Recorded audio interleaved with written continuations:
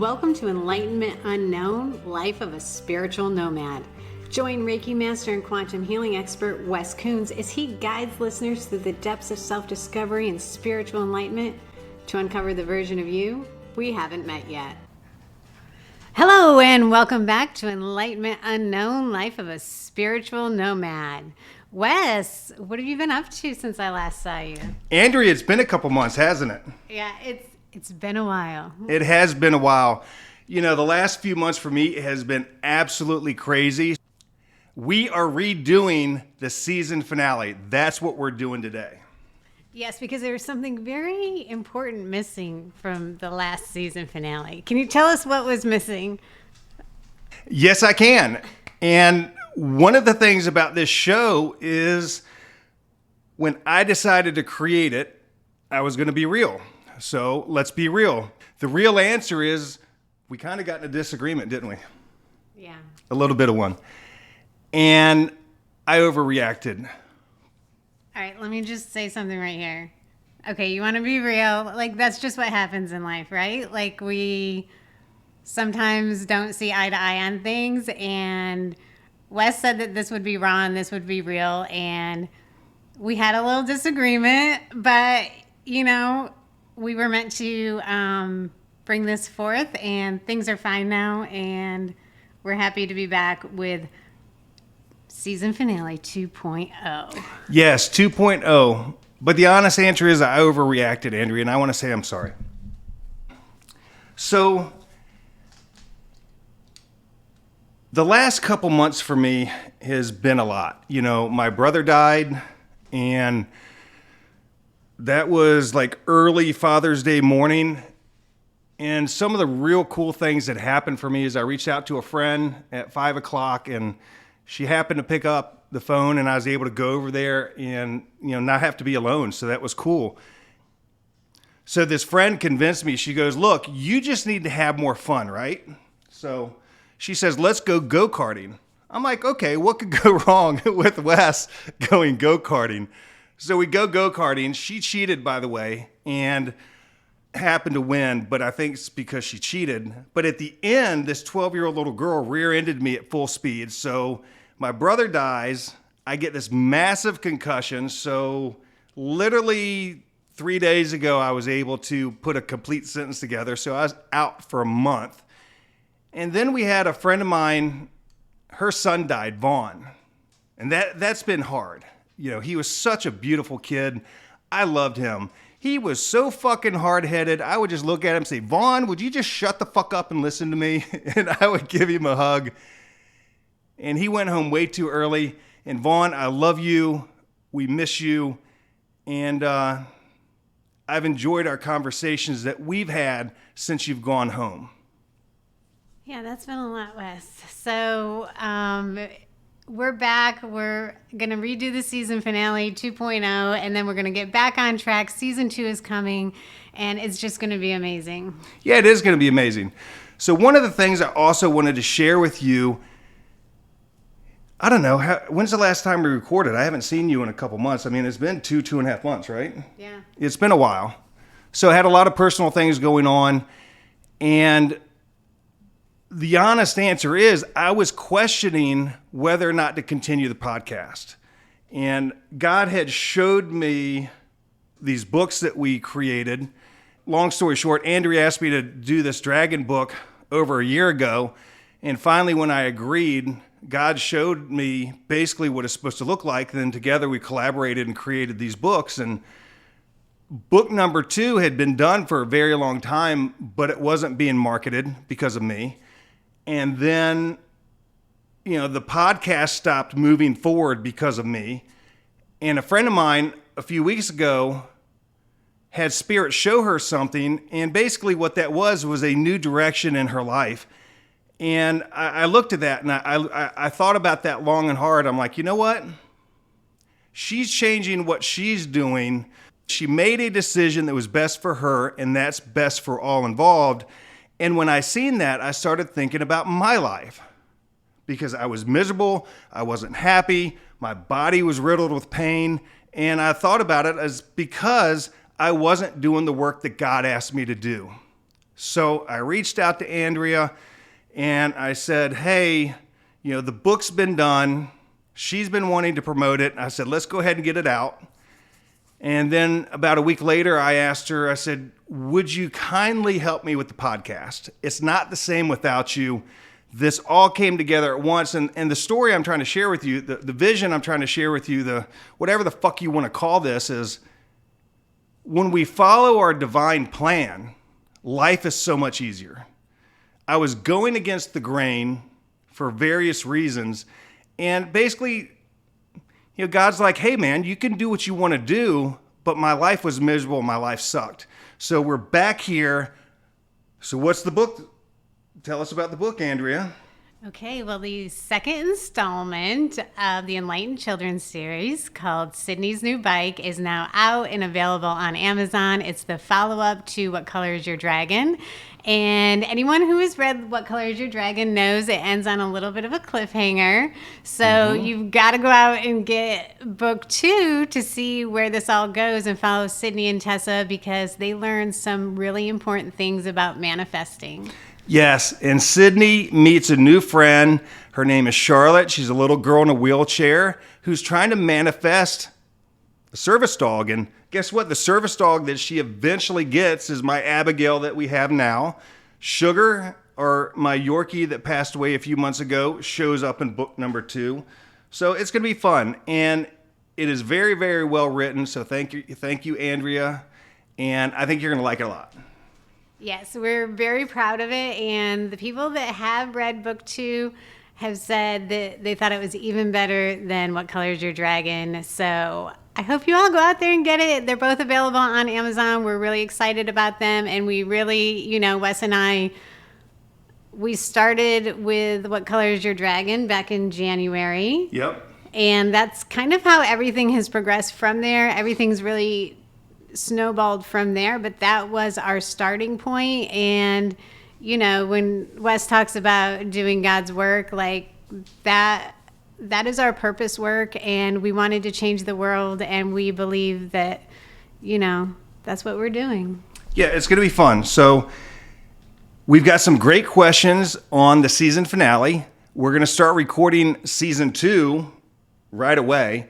Season 2, we were laughing. Season 1, how would you categorize season 1?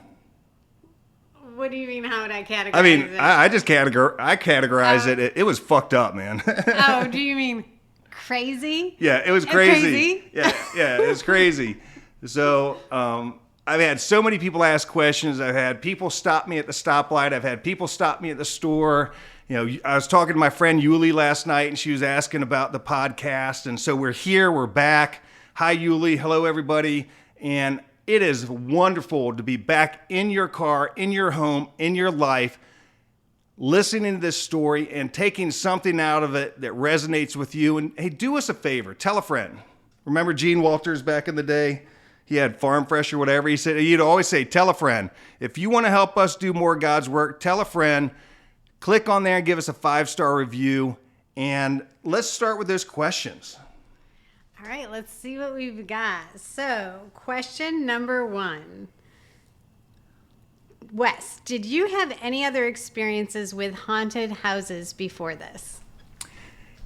Not really. When I was in Camp Lejeune, I rented this apartment for a couple months, and I was living with this girl.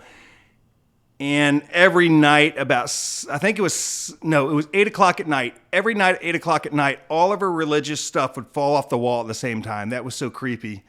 And I would wake up in this rage. But we moved out of there, and it was over pretty quick. But once we got out of that apartment, it was a different life. But yeah, that was the extent of it. That's the extent of it for sure. That was just a little appetizer for what would eventually show up in your life. Yeah, they're like, hey, let's get you primed, and we're going to beat the shit out of you for 9 months. Talking about beating the shit out of you, when you were in boot camp, did you ever leave your body to avoid the pain? That's another question from one of our viewers. That's from Mark. Mark, we love you, brother. I always enjoy talking to you, and thank you for giving us great questions. They taught us to leave our body. They taught us to go down a rabbit hole that pain doesn't hurt. that pain doesn't matter, that death doesn't matter, that we don't matter, because that's who we are. We're Marines. We're not Boy Scouts. We had to be able to be in a mindset to walk towards gunfire, to walk towards death, look at it in the eye, and if we don't come home, we don't come home. So we would learn how to leave our body, because sometimes, and I know y'all know what I'm talking about, there's people on this podcast right now that leave their body from drugs, from alcohol, from family abuse or whatever. They go somewhere else, and the reality is we're not supposed to go somewhere else. We're supposed to go within, which I later learned in life. All right, good answer. Now, another question. Episode 1 through 8. Let's actually expand on this. So the whole first season, what is the timeline for that first season? I think the timeline for that was just before COVID. What was that, 2020, I think? Yeah. Whatever, before we went in the Twilight Zone for 4 fucking years or however long it was. That was probably February to July. And one of the things I want to let you know, some of these questions are similar to the first 1.0, but we have some new questions as well. And besides, I sound better this time, don't you think? You sound amazing because you have this like wonderful partner here working with you. Yeah, that's what it is. Oh, and by the way, if any of you have like really gross beer that you don't want to drink, give it to Andrea. She drinks the nastiest shit. Only the grossest for me, thank you. Not really. I like IPAs. Who doesn't like an IPA? Everybody doesn't like IPAs. Okay. All right then. Okay. So this next question is, by the time we get to like that 4th of July weekend, Yep. How has this impacted your life? How has it changed your life, this whole haunted house? I mean, that's a big question. By that weekend, I didn't know who I was. I didn't know who I was before. However, I understood this 3D life, what most people operate in. I understood how to run a real estate company. I understood business. I understood everything. So by that July 4th weekend, everything I knew and held sacred was a lie. All of a sudden, these demons were here. I felt like my mind was playing games with me. I had never been that lost, and I could not have comprehended on how lost I was going to be in the next few months, and actually for a few years. I wouldn't recommend it. 1 of 5. I do not recommend. Okay, our next question is, you said many times that you feel like you're not even scratching the surface of the story. Can you please explain? Yeah, it's when we started the podcast, I wanted to be real. I wanted to be honest. And I wanted people to understand that I'm a real person, that I live a real life, that I make mistakes, that I'm still healing from things. Because I think sometimes when we watch Dr. Phil or something like that, it's like this guy has nothing wrong in his life because he's got all the answers. But that wasn't true, because he went through a divorce and he showed us how he did that. And so as I'm telling this story, there were so many things that happened daily, multiple times a day. So when you break this out onto a podcast or on a piece of paper, there may be 150 instances that we're going to talk about. But the reality is there was probably 800 or 900 instances where something was walking down the hallway, where something was crawling on me, where just this weird ass opportunity happened, like Ty and I driving down to the beach, and there's certain intersections we could not drive through because somebody had died in an accident and they're still there. And if I drove through that, I would feel it and it would just ruin my night. And it was so painful. So there are literally 8 to 10 times more bizarre things that happened that we're even going to cover on this show, if that makes sense at all. Well, it makes sense because you keep telling us more will be revealed. Yeah. People come up to me and like, hey, more will be revealed. I'm like, whatever, man. That's your new catchphrase. Exactly. All right. So next, the next question is, What did other people think of you at this time? Oh, people thought I was nuts. I mean, my family wanted me to be institutionalized, and I would have gone, but I had pictures in my phone. I'm like, if you can explain to me what this is, I will go. So I knew there was something greater than myself. I knew that there was something here. In my mindset was, I need to figure it out and I need to fix it. And that's what my focus was. I didn't go to work most of that year. I cashed a ton of money out of investments to keep the company running. And I was running every single day. I was running as fast as I could away from my problems. This house was the problem. Me being broken was the problem. Me being lost was the problem. And all these ghosts, all these demons wasn't the problem. The problem was I was fucking messed up and they were capitalizing on that. And I had to learn how to go inside to change who I was to make that go away. Does that make sense? Yeah, I think the real bottom line here is that you were nuts. I mean, that's what I'm getting from this. But yeah, that makes sense. Yeah, I was nuts. And Ty would be like, no way, man, no way. And I'm like, yeah. And he'd want to go over. He'd go over to the house and he's like, can I take a friend over and go swimming in the pool? I'm like, go ahead. I'm not going on that property. Yeah, I would not have been there either. So our next question is, and I think we talked about this before, but it is one of the questions that came in. Why didn't you just sell the house? I wasn't going to sell the house to a family and destroy their life because that's what it would have been. And I luckily had the means to maintain that house and live somewhere else. And it was my journey. So it was my journey to go through that. And one thing about me, I am not going to put your ass in a fire just so I can step out of it. That's not going to happen. That's not what Marines do. That's not what we do. That's not who we are, and that's not who I am. So trust me, I even thought about burning that damn thing to the ground. Then when I asked people kind of in the know, they're like, Wes, if the house isn't there, the stuff's still going to be there. I'm like, well, crap. Okay. So insurance company, don't listen to that last statement. I was not really going to burn the house to the ground. Truly. Okay. Yeah.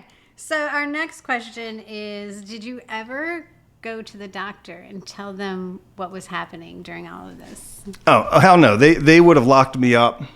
They would have medicated me. And, one of the things with the children's series that was in the back of my mind and that we put into the books, because in the back of the books there's like a little, like a guide or something for a parent. Yes, a parent's resource guide.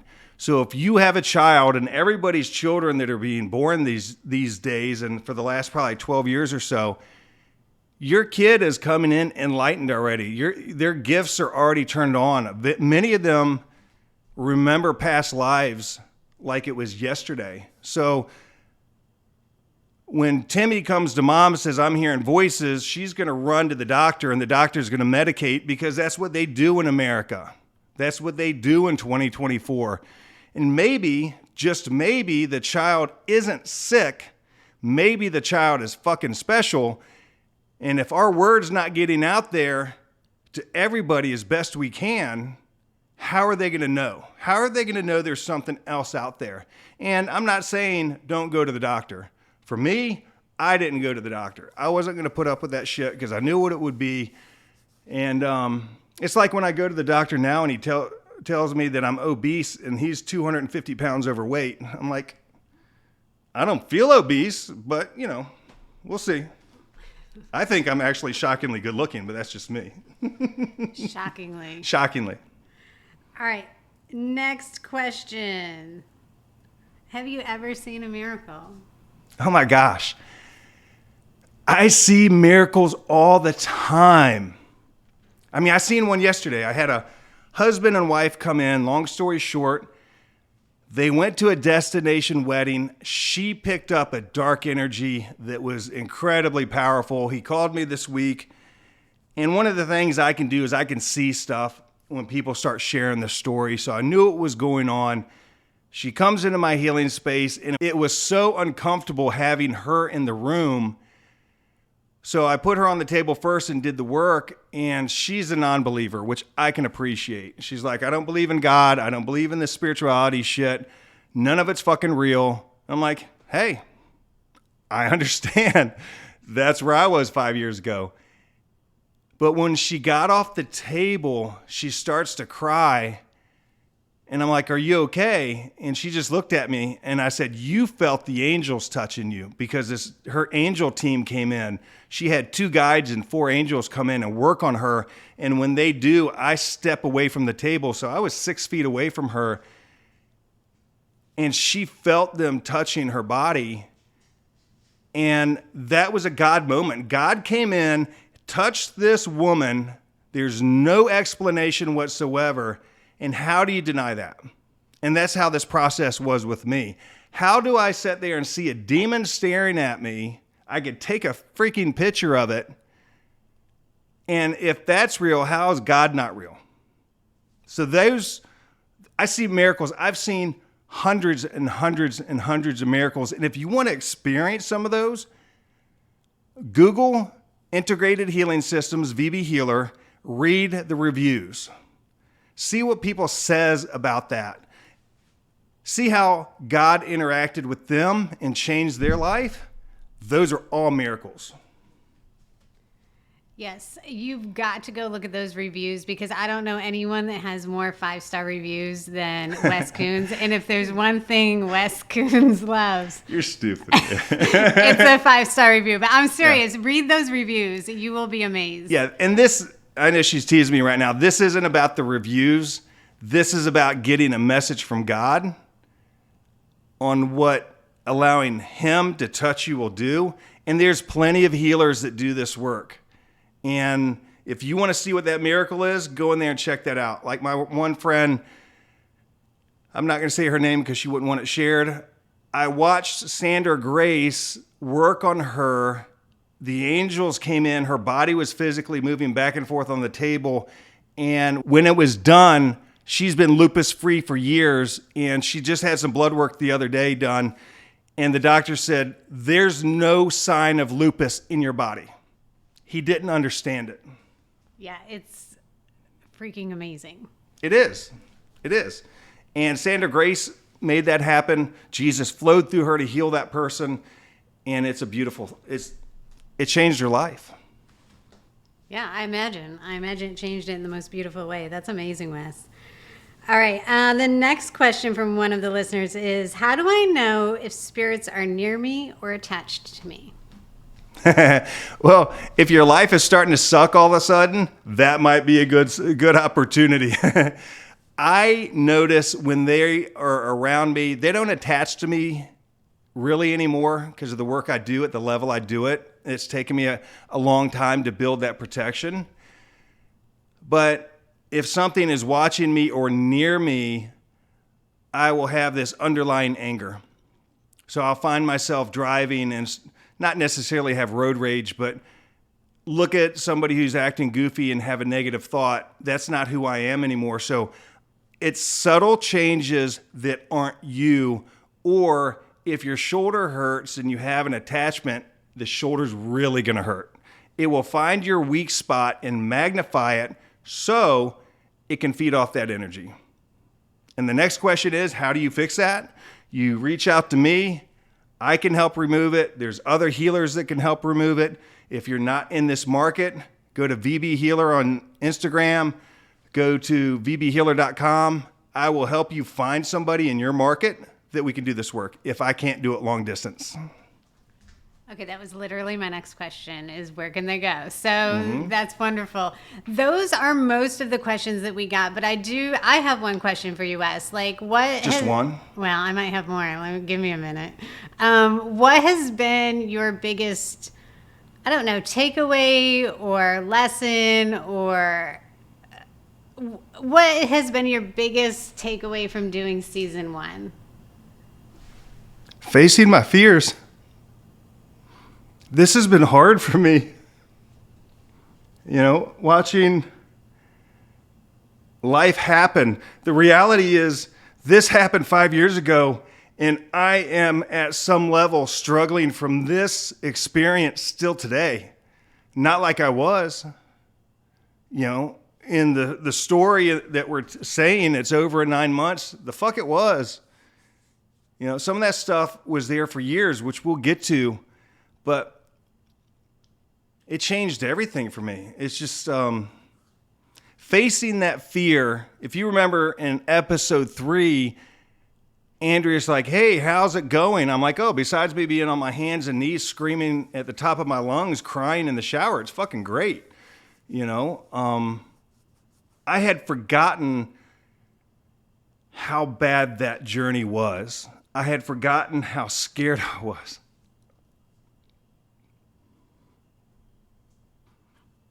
Normally, if I'm not in a work relationship with somebody, I'm by myself. And so it was me and my dog, and I couldn't find anybody to help. And I was begging people, literally begging people every day, calling and asking somebody to help me. And people turning a blind eye, or the darkness blocking emails and voicemails and text messages to priests and Buddhist monks and stuff. And it's just been a lot. So season 1 taught me how to face my fear, how to look how life happens for me and not to me. And I guess in the last couple months, it showed me once again that when I'm not following what God has asked me to do, it's painful. And when I made that decision to go down that road, there was some pain that came with that as well. There were some things that I lost making that choice. But when I made a decision a couple years ago that I was not going to forsake him anymore, that I was going to do his work, I had to be reminded of that. And, some things shifted, and I know I'm where I'm supposed to be. So as of this morning, I was thinking about that, and I just looked at God and said, I surrender. I surrender. Because I have been trying to force it for years. I've been trying to force it for the last few months and make things work. And at the end of the day, I cannot force this life. I know you're forcing it. I know you're trying to make all these things fit in a specific box. You can't put a round peg into a square hole. In the Marine Corps, they taught us to do that. We're just going to fucking push through. There is no. We're going to make this happen. We're going to take what the fuck we want. We're going to go do what we need to do. And if we don't come home, who cares? Well, I care. And I care about you. And I want you to hear the message that you can change who you are when you look inside and take responsibility for your bullshit. That's what I'm having to do. That's what I do every day, and I'm not great at it sometimes. But when you hear somebody say, oh, blah, blah, blah, it's his fault, her fault, his fault. No, it's not. It's just fucking your fault. Because if we are a direct reflection of what is in our life, if that person is lying to us, where am I lying to myself? Maybe they're lying and doing something they're not supposed to do. Maybe I'm lying to myself saying I'm ugly, weak, and stupid, which is still a lie. A lie reflects a lie. And if you want to get better, if you want to heal, if you want to be the person that you're supposed to be, if you want to be the beacon of light that God wants you to fucking be, you better start taking accountability for your actions, because I came to the reality is it's my fault. It's my fault that 12-year-old little girl ran into me and I got a concussion. Do you know why? Because life was difficult at that time. I didn't want to have to deal with it. And God's like, hey, you want a break? Okay, let me give you a stage 10 fucking concussion and you can't talk for 5 days. Oh, and by the way, I have to have your friend drive you to the funeral because you can't even drive to the funeral. I was so messed up from that accident. That accident was my fault because the universe knew I didn't want to participate in my life, so they granted that. So what I want you to think about is we are not victims of this life. I'm not a victim of somebody else making a decision that's best for them and they shift gears that might hurt my feelings. They are a guide for me to say, hey, if I'm doing it, maybe you should fucking do it. Just a thought. Are you following your divine plan? Are you following what you're supposed to be doing? Are you looking at yourself and saying, you know what? That person doesn't honor me, or that person doesn't serve me, or that job doesn't work for me? Are you just sitting there saying, fuck, I'm just going to stay. I ain't got nowhere else to go. You know, choose you. I told one of my clients the other day, she said, I'm in this relationship that I don't want to be in, and I don't know what to do. And I called her out. I said, bullshit. I've already told you what to do. Take baby daddy back to court, get the appropriate child support so he can be the best version of himself and stand up and be a man for the first time ever. You can have some more money to step up and wholeheartedly with integrity and be authentic with yourself and take care of your child. Step with blind faith, because if we're going to step forward and say, I'm not stepping forward until everything is laid out in front of me, I can promise you, I know how that works, and it doesn't work well for you. Wes, what I really like about that answer is I feel like that really encapsulates what this podcast is about. I don't even remember what the question is right now. My concussion's still messing with me a little bit, so you might not hear this, but I've stopped a couple times and said, what the fuck is the question? We cut those parts out. Yeah. But no, what this podcast is about is it's not just about the haunted house. It's a story that can relate to everyone about how to just make their lives better. So I think that was just a beautiful answer. Yeah, it's, one of my stories has been for a very long time that I didn't have family.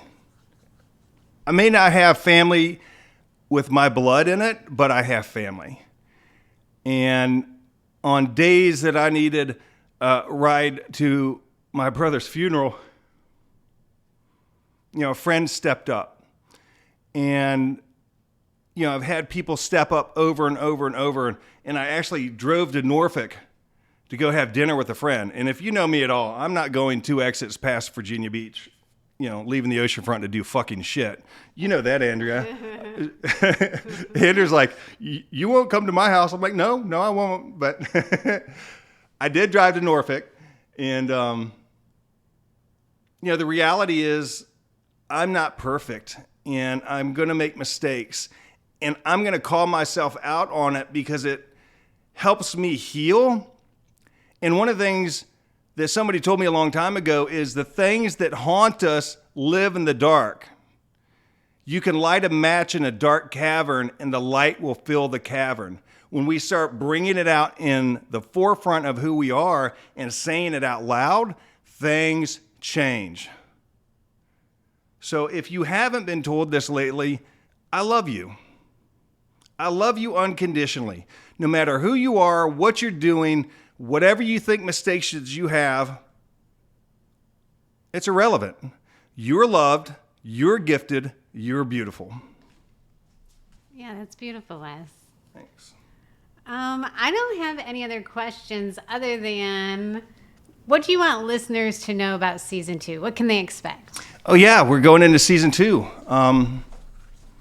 So season 2 is the next, July till January, February timeframe, where we're brainstorming briefly on what season 2 is going to be. And I'm like, well, it's not much. I said it's not much. Then I started writing it out and I'm like, oh yeah, we got this, we got that, we got this. We've got 2 exorcisms. We've got the rebirthing ceremony. We got meeting the medicine woman for the first time, going to the medicine wheel, where that was the only place on the planet that the things couldn't crawl on me. There was the Indians showing up in front of me. There was the dragons showing itself to me, having visions, learning all kinds of crazy things. So not much. We don't have a lot to talk about except for that. Yeah, not much at all. Just Yeah. a little bit there. Yeah, and season 2 gets crazy. Remember in season 1 I said it's not crazy yet? Season 2 gets crazy.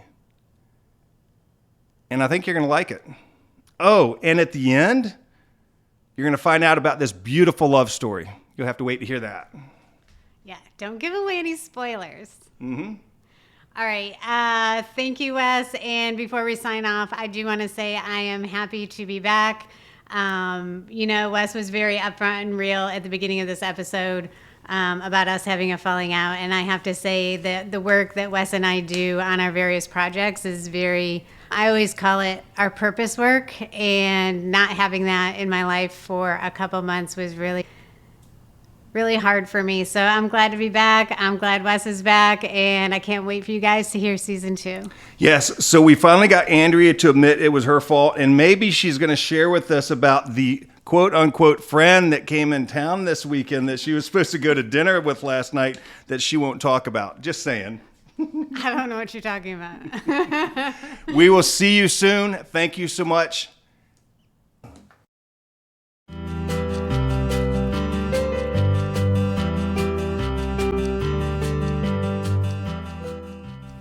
You've been listening to Enlightenment Unknown with Wes Coons, your guide on the quest for self-discovery and the version of you we haven't met yet.